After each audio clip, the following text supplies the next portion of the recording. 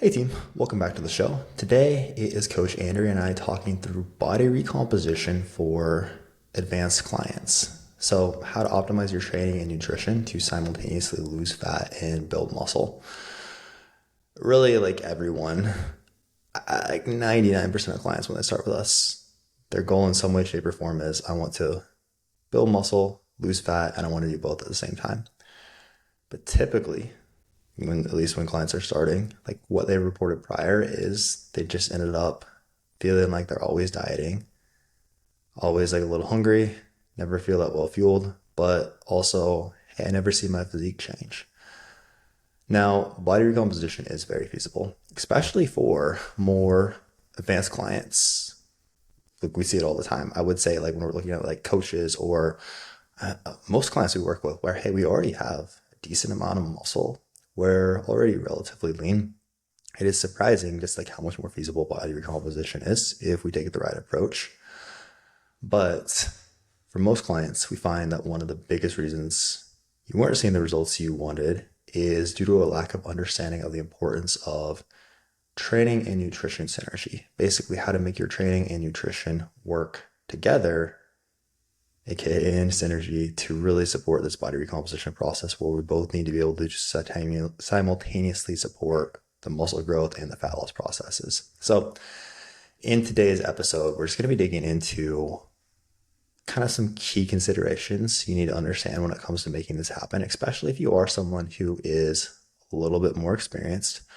Training considerations, nutritional considerations, and depending on how long this takes us, in cardio considerations, depending on how long this takes us, we might actually have to end up splitting this up into two. But before we get into the episode, Andrea, fill us in anything new going on with you this week. Yeah, I messaged my photographer just like wanting to confirm where we were going. This was like yesterday or the day before, and he's like, "Oh yeah, I've been meaning to message you this week. I'm gonna be gone the first 3 weeks of April, so like we could do this week or we can do whenever I get back." And I was like, I don't want to keep dieting for another month, especially like the last couple weeks I've felt a little rougher, just dragging. And so the latest day that he offered was Sunday, so now we're doing it Sunday. So instead of having, so I was planning on starting like a peak week for it Friday. And so we just started that today. So I'm a couple days out now. So But the basically bumped positive up a note week. is what? So basically it's bumped up a week earlier. The photo Yeah. shoot is a week earlier than you thought it was going to be. Yeah, which isn't a huge deal, but I don't know. You get something in your brain and you're prepared for it, and then it's like a surprise. But it'll be fine. I feel good about getting it finished and getting back to building sooner rather than in a month from now. Yeah. Uh, are you a maybe you just don't tell me. I was gonna say based on you work with me, I don't think this bothers you, but are you someone where like when the plan like changes just super abruptly like that, it like stresses you out a lot or no? Um, it depends on the situation. I wouldn't say that this majorly stressed me out. The day that he did reschedule it, it was like I just wasn't feeling my leanest. I was like my stomach felt like inflamed. It just what and I was like, "Oh my gosh, I don't know if I'm going to be ready for it." But that stuff changes very quickly as you know. Oh yeah. And so, that also just sounded better to me than pushing it out another month. So, I don't know. I haven't been super stressed about it. We just pivoted and we'll we'll get it done. Cool.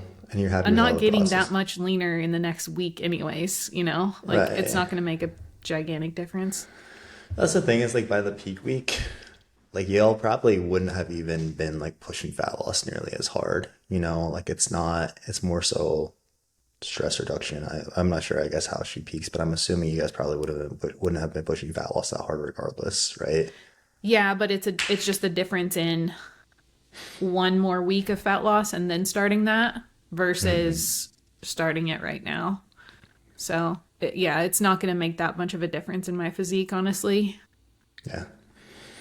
regardless, we're gonna have a really good result. I'm excited to see it, and again, I think you'll be excited about it. Very happy with it when we can like see the pictures and you crush the process. So Yeah, it's always, well, I say always. I've done one other photo shoot, but it's similar just for any pictures, like even the team meetup pictures and stuff like that. Like my last photo shoot, I felt lean. I just felt very skinny. yeah, But then in my pictures, like I felt like my quads looked way bigger than they felt like they were just in the mirror. I looked a lot leaner than I felt like I looked in the mirror. And it's not like it wasn't like editing photos or anything like that. So hopefully it's kind of a similar thing where I do feel good. I feel I for sure objectively have built muscle since last time, and so I'm hoping that whenever I see the pictures too, it'll be like, oh, okay, there is also that difference in how those turn out versus how we all tend to just be kind of harder on ourselves. yeah. I feel like even like the other day when I was looking at my progress pictures before I sent them in for my check-in, I was like, oh man, these just don't look very good. There's a ton I could improve here. Even, like not even like just like looking at myself in the mirror, but like looking at my progress pictures. And then like that same set of pictures, my coach posted on his story, and I was like, man, that's pretty good. But it's funny how I just feel like even like time, you can just be in that like very critical state. Yeah. I think that's normal. Okay. Anything else from your week, man? No. What about yours? I guess since we last talked, I think we talked about I was gonna do the two refeeds. Right? Yeah. Yeah, so I did the two basically on pushing fat loss for a long time, pretty glycogen depleted. And really we wanted to basically carb me up a bit, replenish muscle glycogen stores, things we'll be talking about quite a bit today actually, to really make sure that training performance wasn't suffering too much. Now, the diet like for me hasn't really hurt yet much at all. It still felt pretty easy. I was having like I wasn't feeling very good in my training for like the last couple weeks prior, but that was partially just due to like my sleep being jacked up. And really, even like before we introduced the refeeds, like I was feeling so much better in the gym, just like getting better sleep. It was just like Hmm. as we were talking about off air. I mean, like I had the trip to Portugal, so flying there, flying back, basically just with the way like our travel was set up, it was like I basically just skipped an entire night of sleep, both because they were Hmm. like however many hours ahead of us. Um, and then I also just like have phases where I get really excited about things and I like wake up at like between 2 and 3 a.m. And I have every couple of years, like we'll have a couple of weeks like that. So I don't know what that's about, honestly. But anyways, so that's been tremendously better, which has been so great. Just like very consistent. I still will like wake up and I try not to look at the clock when I eventually like I'll like wake up and be laying there for a bit. It's like, okay, I should probably get up and I'll like look at my clock. I'm just like, oh no, I hope it's not like 2 a.m. and it'll be like 5. I'm like, oh, yes, nice. We did it. Yeah. But anyways, the goal was to replenish muscle glycogen with those refeeds. We did 1 day. So it was very, very high carb, 800 grams of carbs, 200 protein, and my fats were down to 20. Basically, hey, we just like carbs are going to be what will really help us replenish muscle glycogen. So that's what we want to prioritize. We are in a surplus, but with fat being so low, and it's mostly just protein and carbs, very, very unlikely that any of that's going to be stored as fat. So day one, we hit that very high carb intake. Super nice. Like it felt better in my training the next day for sure. It's funny too, just like how much like I don't feel like I'm in a bad mood, but like those 2 days I was like, oh wow, I'm in a lot better mood than I have been for the last couple weeks. Uh, but basically the next day I dropped weight. I dropped like a half pound, I think. And he wanted it like in this instance, which we were just talking about this on our mentorship call as well. Like the goal of refeeds can vary a lot. I'm pretty lean. So, like in this instance, the goal was to replenish my muscle glycogen stores. So we actually wanted to see my weight like stick a little bit higher as a sign that hey, like those carbs are basically hanging out in muscle, and this will improve my training performance going forward.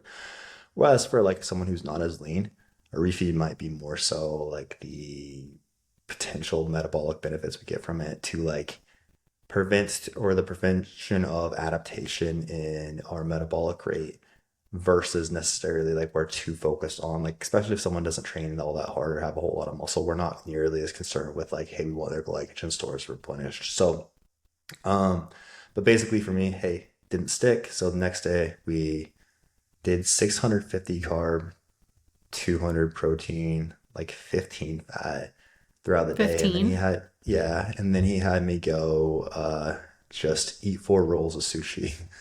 Okay. And he wanted some fat with that to potentially help like those carbs stick a little bit more. And then I was up 5 pounds the next day, which was the goal.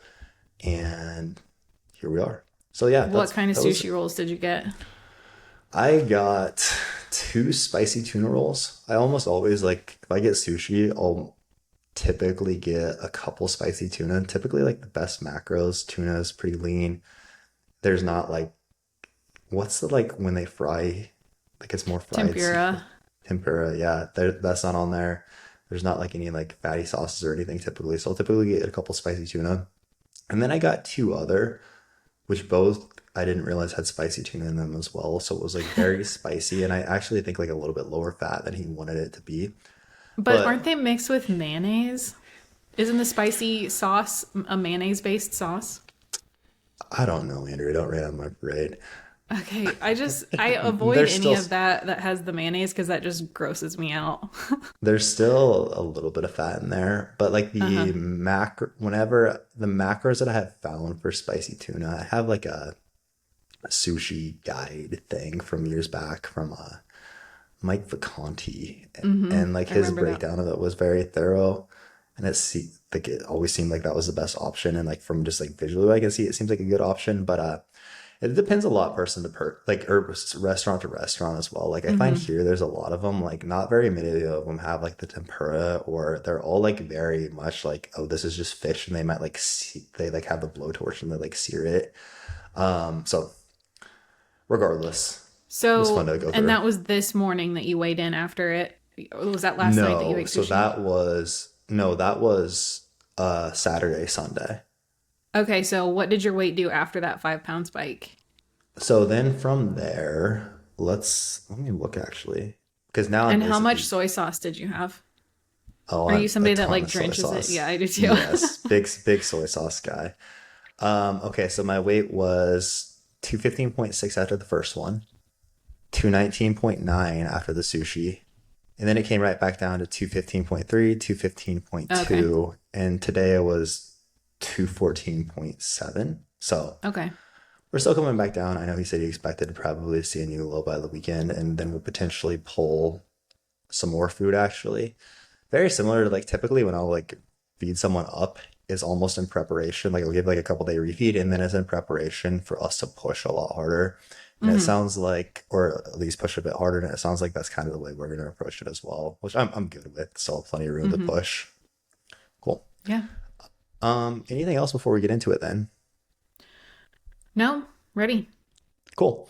All right. So again, body recomposition for advanced clients.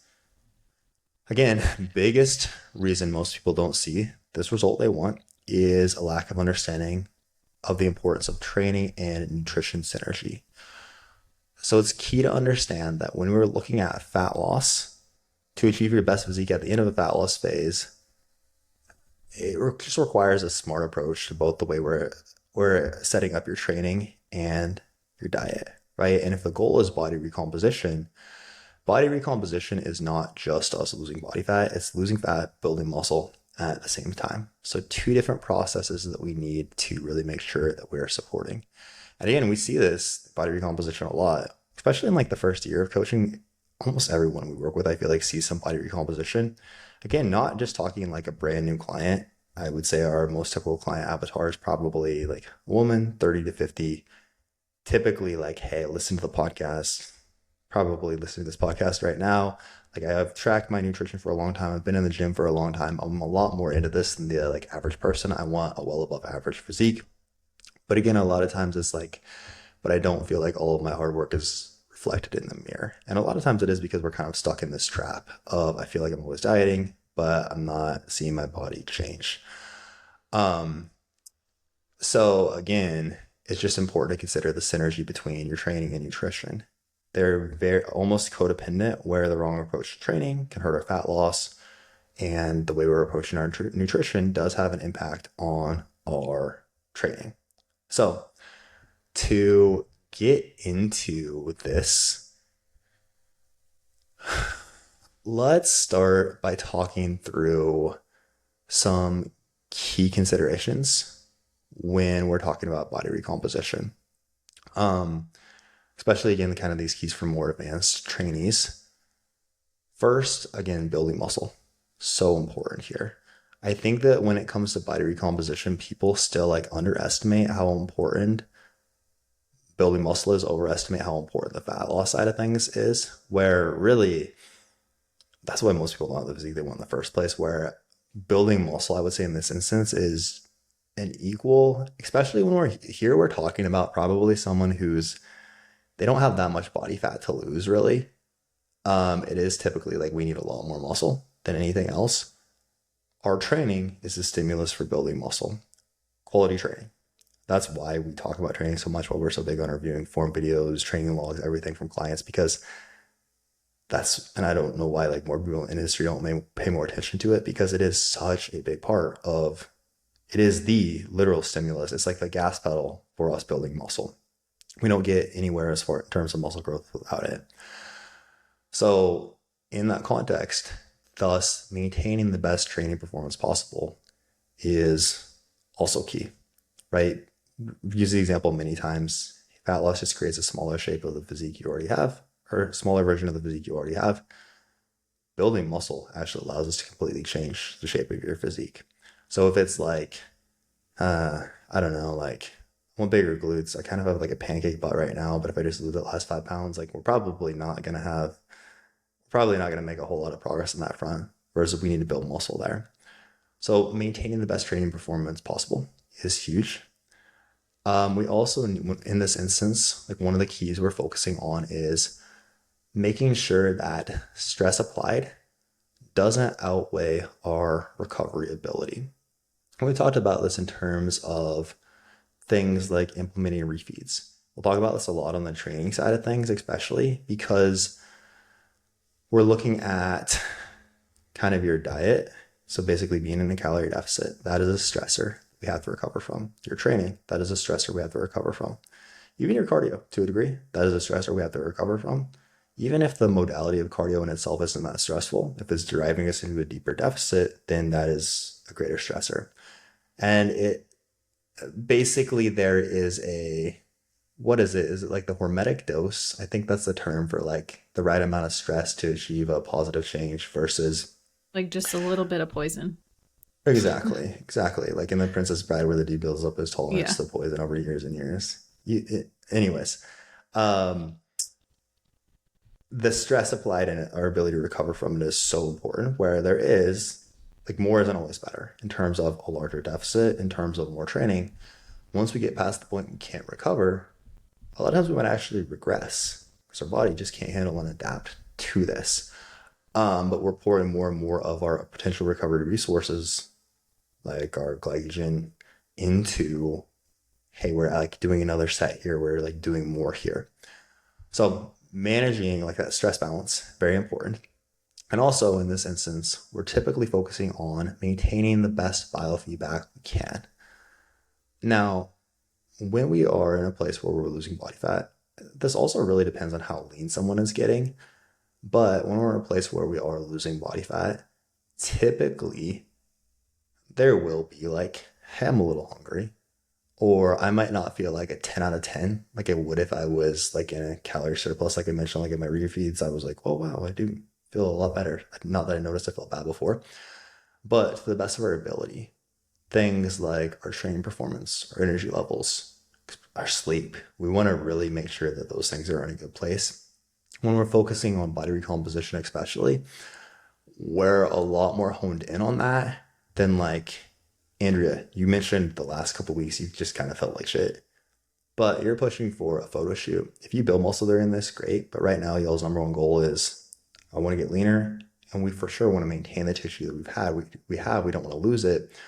But also, this isn't like a body recomposition phase.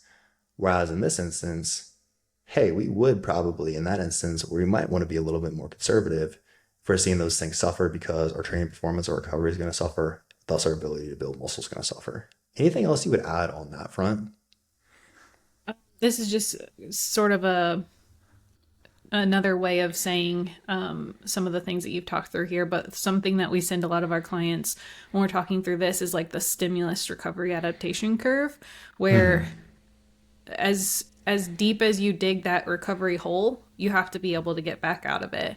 And where people come to us quite a bit is in this place with their training where they're maybe doing like 4 sets of each of their exercises, or they're doing a ton of exercises in a day, but not to the appropriate intensity. And so we're expending a lot of energy, we're burning through a lot of glycogen, but we're not getting those most effective reps to the end of a more intense set. And so what we can do is lower that training volume to fewer but harder sets.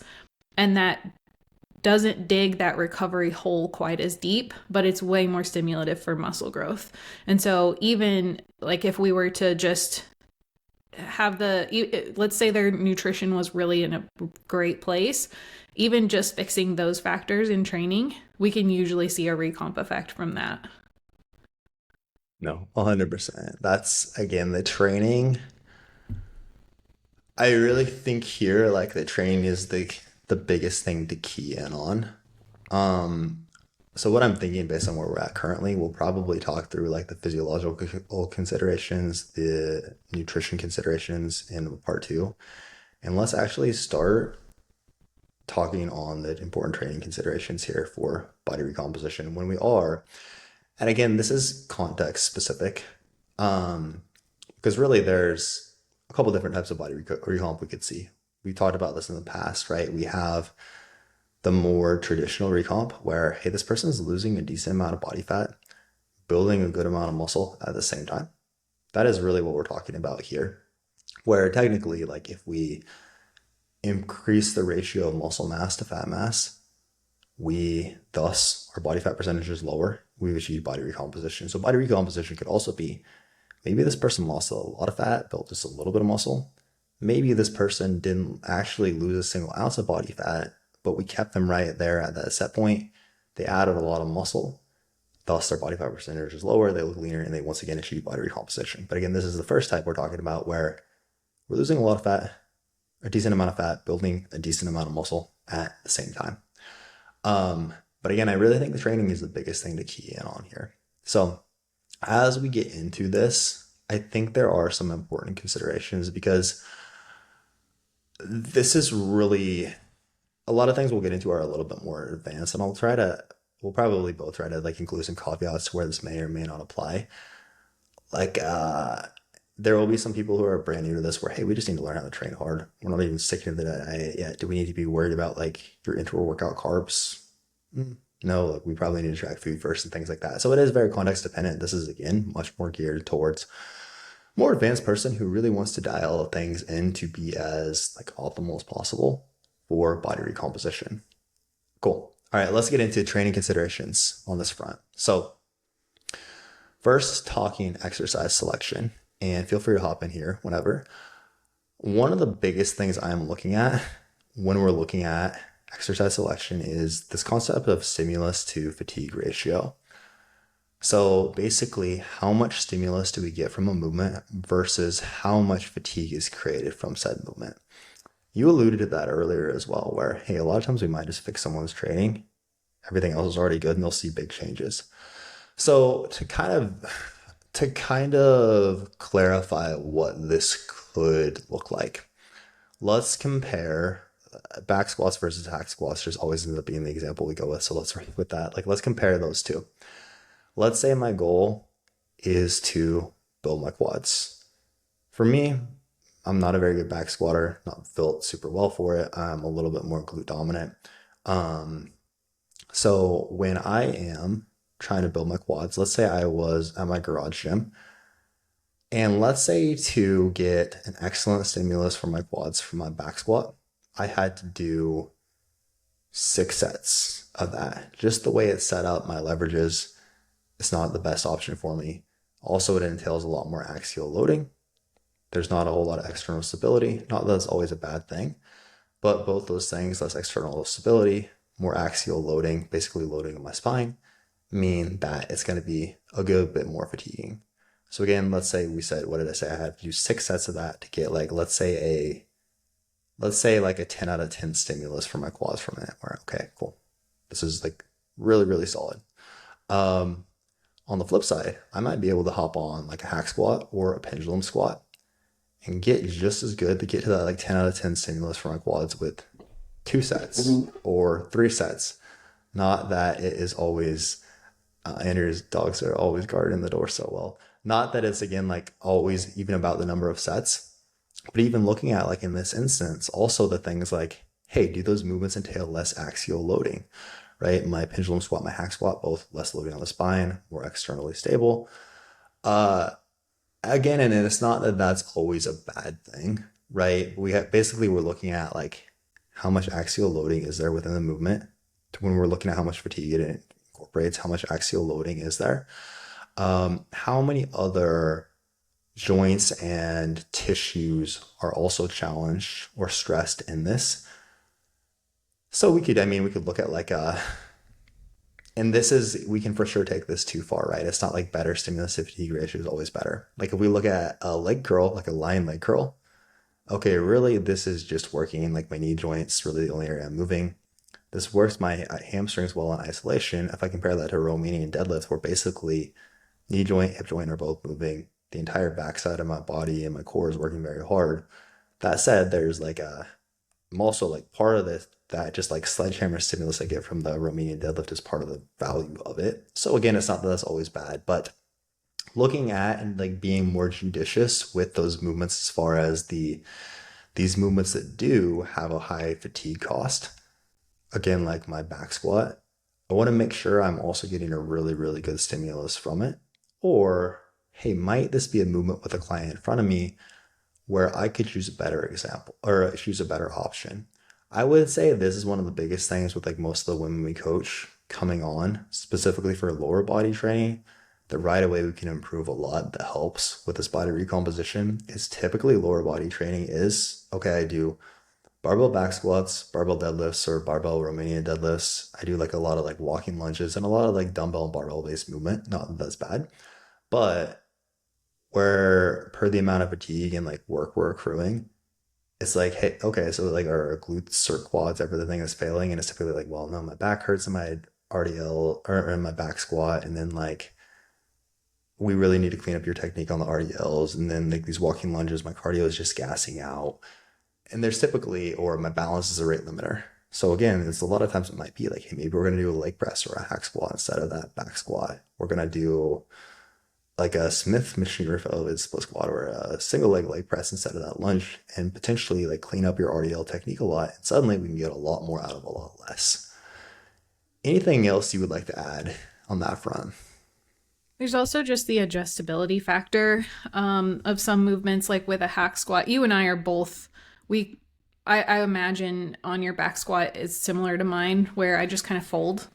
Like I have to fold because the bar has to stay over the midfoot in order to balance, and so I end up getting a lot of low back, a lot of glute, and Same. so my quads aren't going to reach the intensity. Whereas with a hack squat, as an example, you can adjust the foot plate. You have your low back supported, so you can really get your knees out over your toes. Some people are much more made for that knees over toes type of back squat, but a lot of people aren't. A lot of women aren't. And so with the adjustability factor too, we can just get such a much better stimulus. And it's a very similar thing with like leg presses or other types of machines too. Row type machines as well. But then also there's one of the big factors with those type of machines is it feels people will be so much more confident in failing whenever it's in that type of setup versus if you have to take I don't Well, yeah, I've taken a back squat to failure, but it's a scary thing. It's not a comfortable thing at all, and you have to have like No. just the right setup for it to be even a safe thing to do. You have to like know the technique to bail out of it. So most people are just not going to do it. Whereas with a hack squat, you just kind of sit down and that's it, and then you get out of it. And being able to push it to that intensity confidently makes a huge difference for the growth that you can get from it. Oh yeah. I find that like with movements like a back squat, like I don't think either of us would if we were gonna program that, I'm very doubtful we would program that to failure. But a lot of times people almost like if they do know how to fail it, almost like get too comfortable with that to the point where it's like this is actually like 2 RAR, but I'm just gonna like drop it. I'm just gonna like Yeah, stop it just and chill, bail. like drop just bail on it because I feel confident in it. I actually they'll see the same thing sometimes. This is something I have to cover with clients as well, like a leg press or a hack squat. Sometimes like people do get too comfortable with that as well Mm-hmm. to where it's like, hey, but we actually like they didn't really slow down much. We probably could have gotten more out of that. Okay.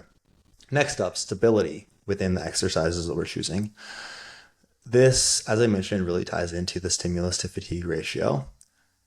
And I think Natalie and I talked a lot on a podcast recently about how like views on exercise selection have somewhat changed where it's not just always like a more stable movement is better, especially when we're addressing things like client doesn't have access to this position or again we want to improve like their ability to stabilize their hip, right? But from a pure hypertrophy perspective, and again like when we're looking at someone getting leaner, getting smaller, it is an important consideration. So first, as our body gets smaller, the base we have to move weight from gets smaller. There's a saying like mass moves mass. Um, so a really good example is I would say this shows up the most and shows up first on our presses. So when you're looking at like a dumbbell press, especially like your dumbbell presses, where this will really show up. So for example, like now I am 20 pounds lighter than I was when I started my diet. I have really noticed my dumbbell shoulder presses and my dumbbell incline presses when I was still doing them. I don't have them in my training anymore. Those were by far the biggest movements that took a hit. Now the thing is, my torso is literally just smaller, leaner. The base that I have to push from there, which is literally just the foundation, is smaller and it's just different as well. Like part of it is that our body is just not good at our body's trying to get used to, okay, like you might not feel like, wow, I feel so much smaller in my shirt, but it is pretty crazy to see, especially on presses. Again, this is where this shows up the most. Um, your body senses like, whoa, this is different, right? Literally just because your torso shape and size is different, suddenly that press is a lot different as well. Now, if we have more external stability, it is easier for us to overcome that because that like foundation or that base that we need for stability is a lot less important. So even on like my Smith machine presses, this doesn't show up nearly as much as my dumbbell presses, which are a lot less stable. So in this instance, but this will also start to impact things. Like again, this will impact all of our movements. Well, all of our compound movements. It can impact all of our compound movements to a degree. It doesn't mean that we have to just regress on all of those. I typically like for a more advanced client, this is honestly a lot more prevalent with male clients. I would say simply because we're typically doing a lot more pressing outside of like delt pressing. Um, but I do typically expect like, hey, our presses might drop a little bit. Whereas I don't normally want to like, oh yeah, that's cool for us to see like everything regress. Like that's we're not doing approaching things right if that's the case. But again, a more externally stable option here could be better. Now, again, the caveat here is when I'm thinking of like who I really consider this with and like, okay, I'm actually going to swap out this dumbbell press for a more stable option. I'm thinking of, again, a lot of my more advanced clients who, hey, we've already built a good amount of muscle. We are like maybe a coach ourselves. Whereas again, if it's like, hey, this person is just learning how to train, I would choose like, hey, just for this person's ability to move and get a good stimulus, like does a dumbbell press make the most sense? Does a machine press make the most sense? I wouldn't really tailor it as much to like our leverages are going to be changing and things of that nature. Anything else you would add on that front? Yeah, with those options between like a dumbbell movement or a machine movement, the machines can really be a great teaching tool when they're not very advanced at like pushing to failure yet. Even somebody who's a more advanced trainee might have just not experienced that feeling of pushing to failure. And so getting on a chest press machine, for example, you can like you don't again like similar to the hack squat versus back squat example in a machine press, you can just keep pushing against the thing until it just will not move. Whereas that can be a little more intimidating with a dumbbell. But then, yeah, whenever we're dieting, then it's almost the reverse of like the more advanced client might need to go back to a machine, whereas the less advanced client can just keep progressing on the dumbbells. So Oh it yeah. does kind of switch. I think of like my client Hunter, who's crushed it, but like we were progressing rear foot elevated split squat for him for a very long time. And even in his building phase, like we were making great progress. Glutes were a priority for him. So it was a good fit, but I knew it was getting to be quite fatiguing for him. And taking it back to that like stimulus to fatigue ratio conversation from before, when we started his fat loss phase, that was actually one that I swapped out because I knew like it took a lot out of him every week. It took the piss out of him, as the Brits would say. Um, but thus we swapped that for a single leg press, right? In that instance, hey, get a very similar stimulus, but it is going to be a lot less, if anything else, just mentally taxing for you. Anything else on that front? Even like if somebody's really pushing and they're starting to get pretty lean and fatigued, even just like a pin loaded option versus a plate loaded option can be such a relief. I feel like that's been, like I felt amazing up until like a couple weeks ago. And then a couple weeks ago, I was like, oh man, I just like don't want to pick up the plates to load them on the machine. Yeah, I would say there's a lot of instances where if that was coming up, unless we're getting pretty lean, I would say, hey, we can Yeah, just suck it definitely up. not a very common thing. Just an Yeah. aside. But if we are getting extremely lean, no, I get it. Especially like when you're about to do like a photo shoot or something of the sort. All those little things do. It's like, oh my God, this feels like way more of an issue than it should. Um, Rep ranges, also important here. So in theory, we could, again, here looking at us managing this balance of fatigue to our ability to recover from said fatigue well. The more favorable we can have that ratio be, the better. Now, it's not to say like we need to avoid hard things or to avoid like fatigue or be too scared of it, but if we can like get the same stimulus with less fatigue, that's going to be ideal. So in theory, a lower rep range, let's say like a 5 to 8, 6 to 8, 6 to 9. I'm just joking. Probably like a 5 to 8-ish. Probably could make a lot of sense for, and this is like I'll shift like a lot of movements closer to this for clients deeper into fat loss because we are going to be using less glycogen per set, doing a lower rep set simply because the duration of the set is longer. We have less contractions per set, which in turn, if we are conserving more muscle glycogen, could lead to better performance on subsequent sets, better training stimulus as a whole. Now, thing here is, thus, if the client can execute the movement well, biasing lower rep ranges could potentially be more ideal. Because understand that as long as we hit, let's say we're going to 1 rep in reserve, as long as we hit 1 rep in reserve and execute the movement well, it doesn't really matter if it's 6 to 8 reps or 10 to 15 reps. Again, as long as we get close enough to failure, we will get the same amount of like muscle building points or same muscle building signal from that set.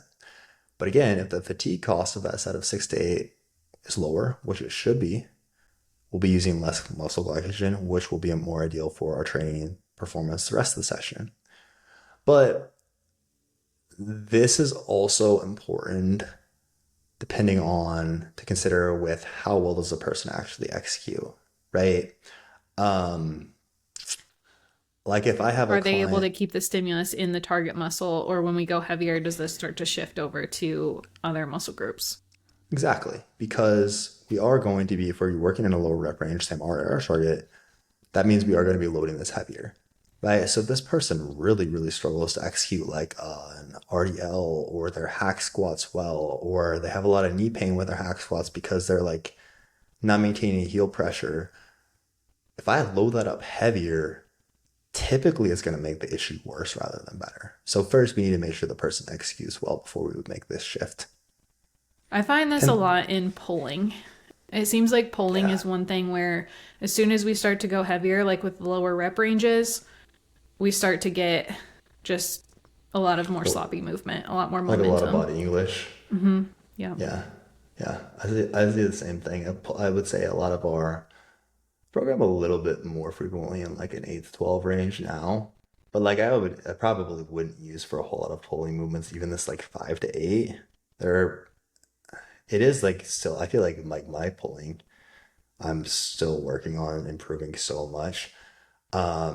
It basically just gives us like we can start. I feel like a lot of times if you're working in like the lower rep range, the thing is if you can't from that first rep like execute super well, a lot of times the whole set just doesn't go well. Whereas Mm-hmm. if we are able to start a little bit further from failure, those first couple reps, we could really groove the movement well and kind of stay in that groove as we get closer to failure. But lower reps don't necessarily give us the opportunity to do that. And then I'll also say to a degree, this should be movement dependent. A lot of movements just aren't suited as well for like this 5 to 8 rep range. So, for example, like a lot of our more short biased movements specifically. So, think like a dumbbell lateral raise, where those are very easy at the bottom in the lengthened position, very difficult at the top, short position, or leg extension is much more difficult at the top than the bottom. Again, the goal of these movements is to challenge the tissue in that short position. So, usually going to be at the top of the rep. Now, issue we run into is heavier loading for something like 5 reps on like a dumbbell lateral raise. What that usually results in is people want to just use a lot of momentum because if the weight feels heavy, okay, I need like some oomph to even like get this weight moving. So they launch it from the bottom of the rep. But the result of that is then we have a lot of momentum carrying us into the short position rather than actually like forcing the tissue that we're trying to train to work hard in that short position, which is ultimately what we want. Anything else as far as rep ranges you would add? Cool. Okay, so when we're talking intensity, basically how hard are we pushing, how close to failure are we pushing? Again, for all of our clients, we'll give rep and reserve targets. So 1 RAR equals 1 rep in reserve means, hey, we want to stop with 1 rep in the tank. If we're truly training hard enough, which is a very big if, for a lot of movements, we'll probably want to leave a bit in the tank. And this will also, again, this will be dependent on a lot of variables. How well are we recovering? How lean are we? How low is our food? I would say, like, if we're in a place where we're not that lean yet, we still have food pretty high. We're not dieting all that aggressively. A lot of people can still, like, hey, a lot of our movements we can still push to like 0 to 1 RIR very consistently. Whereas if we're in a place where like, hey, food is so like my training currently, we pulled everything back to 1 rep in reserve. Almost everything is like I have 1 rep in the tank, with the thinking that hey, we don't damage this tissue too much to where it hinders our ability to recover. We can actually store more glycogen in there. We can better recover and make more progress going forward. So it might be more frequent that, like, hey, maybe before I had you pushing to like 0 RAR on a lot of these movements, maybe we are going to have you stop at 1 RAR instead. Still not like a drastic pullback to like, we're going to like leave 3 or 4 reps in the tank on everything. When I am getting someone like very close to a photo shoot, it will be a little bit more common that, hey, maybe for our most fatiguing movements, like our split squats, maybe we are pulling this back to like 2 RIR instead. And again, like consider when I'm saying this is typically like a much lower volume-ish approach. Um, but still, even in this instance, a lot of those more short bias movements, like a dumbbell lateral raise, bicep curl, I'm still gonna typically have people pushing to like a 0. Would you agree with Yeah. that? Yeah, for sure. They're not very fatiguing. And so they're not creating this like central nervous system fatigue where you could feel like taking it to failure versus taking it to 2 reps in reserve on a lateral raise the next day is going to feel the exact same. And so we might as well just get that volume and get the effective reps there at the end. Yeah. If you did, like, let's say you did 3 sets of your hack squat where you failed on all 3 of them, you would probably feel that the next day. But again, you're Gonna not be like, much more tired. right, you're going to feel a little bit rougher. Whereas you're not going to be like, oh my God, I shouldn't have pushed those lateral raises so hard. I like, can't get out of bed or whatever. Yeah. So going back to the SRA curve, the stimulus recovery adaptation curve, think about like a hack squat or any of those big compound movements is like taking a big scoop out with a shovel, whereas a lateral raise, it's like a spoon. Yeah. From like your recovery. Yeah, that like digging that recovery hole, using that analogy. I love it. When it comes to intensifiers, this is an instance where I think that your intensifiers, we talked about this in other episodes as well, probably not going to have someone. So like your drop sets, rest pause sets, things of that nature. Again, this is if the person is truly able to push those hard. If I'm just like, hey, this person isn't training hard enough, I might leave those in because, dude, we just need you to push harder. We're not going to get anywhere. But if we are pushing extremely hard, hey, we're probably not going to have those in place here. They are, because we do know there is going to be a higher fatigue cost. Even if we do like a rest pause set, right? Where like, hey, in theory, if we do like a rest pause set, we're getting a pretty similar stimulus. Like maybe if we did 2 sets, but we know that the fatigue cost is a lot higher. Cool. Well, we should probably like take that option with a lower fatigue cost in this instance. Anything else on the intensity front or like the intensifiers front that you would add to that? I do it differently per movement too. So again, like with shoulders, I'm probably just gonna leave those in all the way through. Biceps, similar.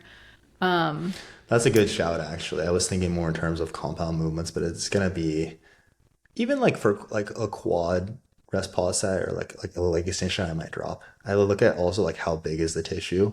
But yeah, like and delts, then, arms. as you Good said, with. for somebody that's not as good at pushing, for especially the priority muscle groups, I might leave those kind of things longer if they're not great at pushing.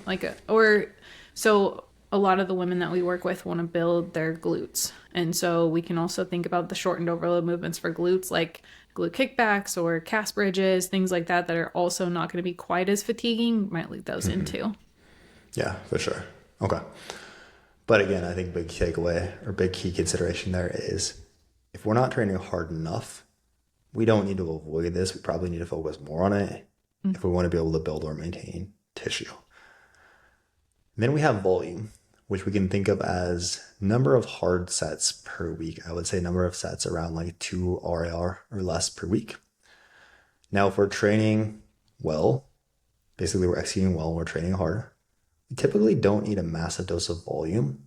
And again, remember, like every additional set we add is also more fatigue that we have to recover from.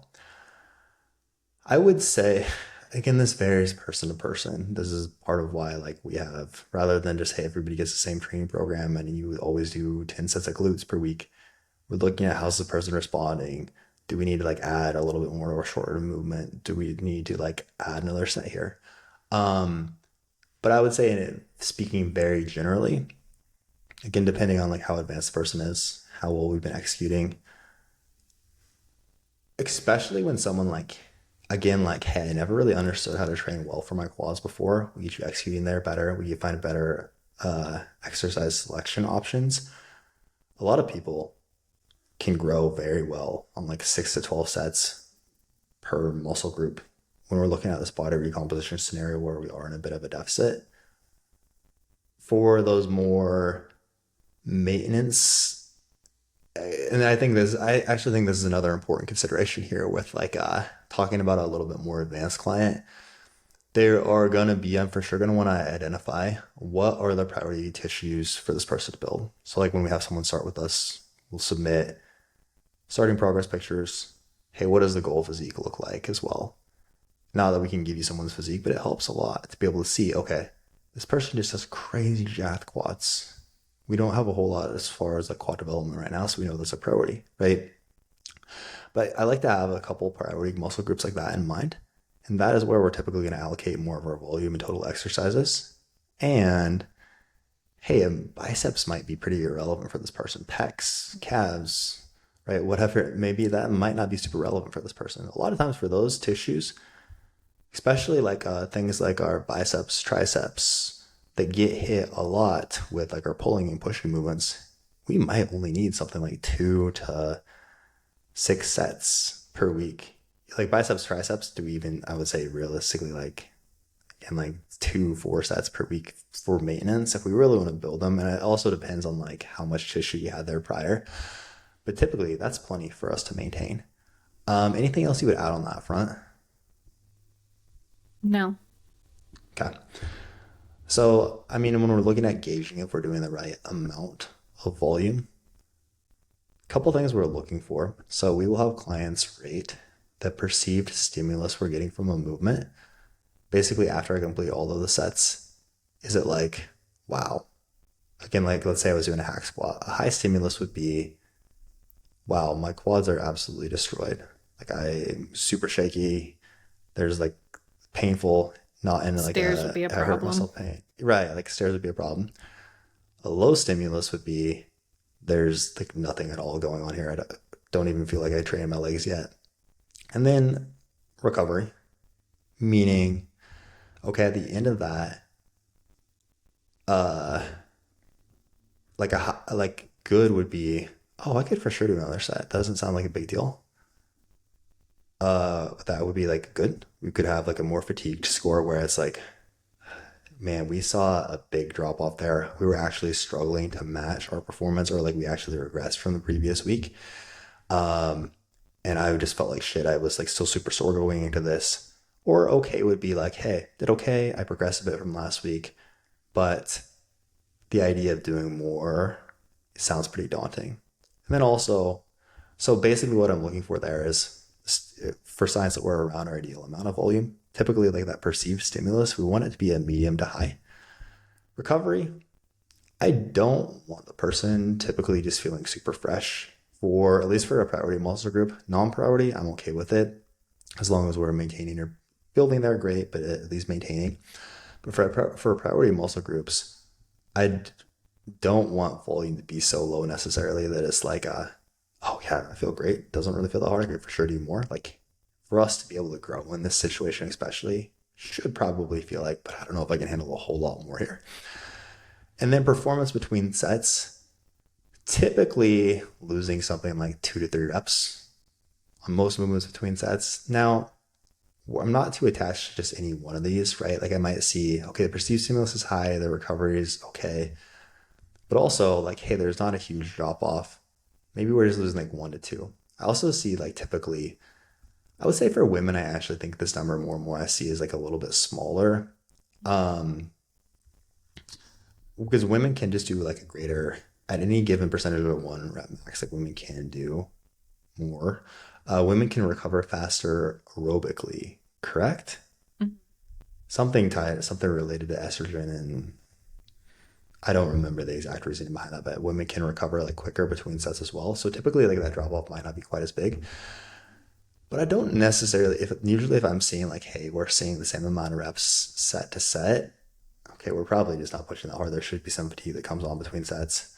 But if I'm Yeah, whenever seeing I see that, big, I will usually ask for a video. Like, let's take a oh, look at a always. video of this one, and then from there we can increase volume if needed. But the video is always first before jumping to adding volume, especially if we've got like 3 sets. That's already for Yeah. most muscle groups. That's already quite a bit if you're pushing hard. And it's typically an intensity thing that needs improved there. Mm-hmm. Um, but basically, again, looking at those things as, okay, we have all those, like I can tick all those boxes, probably right around the ideal amount of volume. Might want to decrease volume if that perceived stimulus, honestly, it can be like low, medium, or high. If it was low, I would want to make sure, of course, we're like executing well. that's not an issue, but it might just be like, hey, we're struggling to recover. We're just so sore that like we just can't execute it this well or push all that hard. Perceived recovery, we would also want to be poor in that like, and this kind of ties into the performance between sets. Again, like we're losing maybe like 4+ reps between sets. We're also seeing like, man, this person's regressing a bit from where we were like the last couple of weeks. There's a downward trend here. And then on the flip side, signs we might want to add more would be that perceived stimulus is low or kind of non-existent. Again, looking at execution intensity first. Perceived recovery, pretty fresh, feel like we can handle more. And then performance between sets is maintaining, right? We're not seeing like really any drop off. Anything else you would add on the volume front? I guess like between different phases of the diet too, like as calories come up, this is usually a time where it's a good opportunity to be able to add some volume to priority muscle groups where we've had to keep it a little bit lower. Also for clients who aren't great at pushing really hard at first, if there's somebody who we start earlier on in a deficit phase, I will use that deficit phase as like a time to work on intensity, and we'll get better at pushing hard as the diet goes along. And then by the time they're reverse dieting, they're really good at that. And then we can continue seeing really good recomp as food comes up because now they're actually training really, really well where they weren't at the beginning. I really like that actually. That is, I didn't think of that from that angle, but that is definitely something I do as well, and that's a pretty common scenario that comes up as well. Yeah, because a lot of people most people want fat loss. Right. But if we start in a recomp phase, sometimes their training isn't there yet. And so we can go for quicker fat loss and then capitalize on the better training by the time they get to the point we're shifting gears with the diet. Yeah, that's a really good shout. Okay. I would say the last thing on the training front is we don't want to change movements too frequently. This is super important. We talked a lot about the neurological adaptation period where it can be 2 weeks, it can be 10 weeks for more complex movements, but basically it takes a while for our body to get good at the skill of the movement. And the more complex it is, the longer that takes. Until we get to that point, we're not building muscle from that movement. It is just our body getting better at the skill of it. So we don't want to be changing things too frequently, but especially in this instance, as we're getting leaner, it is more likely it's a less optimal scenario for us to purely be building muscle, which is why the way we're approaching our training and our nutrition, like those things need to be dialed in for body recomposition, especially as we get more advanced. So thus, if we are changing movements too frequently, it's going to be really hard for us to gauge these things like, are we actually progressing? Are we actually getting stronger? So keeping a lot of the same movements in place for a long period of time, especially like for our key muscle groups we're focusing on, and making sure, hey, we're seeing like progression over time there is huge if the goal is being able to build muscle, which it absolutely is when we're talking body recomposition. Anything else there? I think that if you're somebody who feels like they're getting bored with training, the intensity is probably lacking. Because anybody who's pushing really, really hard, whenever we change a movement, it's like, oh man, versus, oh good, we get we get to change things up. Most people like once they've got the intensity piece dialed in, they like to see that progression and fight for that progression week to week. I mean, my training hasn't changed other than just like I went to a different gym, so a couple minor things had to change with different pieces of equipment. Aside from that, my training hasn't changed in like 18 months. And before that, Right. I had the same training for the previous 18 months. Like I've done 2 training plans in 3 years. I know you've been But the same too. yeah, no, truly, it's just a huge, and not that it has to be like 18 months, but it is very, very important when it comes to building muscle. It's funny to me how, and we're always, like every week we're analyzing, hey, are we progressing here? Does XYZ that we're doing still make sense? And a lot of times within the training phase, like there will be deloads. It's not like we're just pushing hard for 18 months, for example. Like I'm sure you had deloads and periods where you were pulled back during that time. Yeah, and it's not like just set it and forget it for that time Right. either.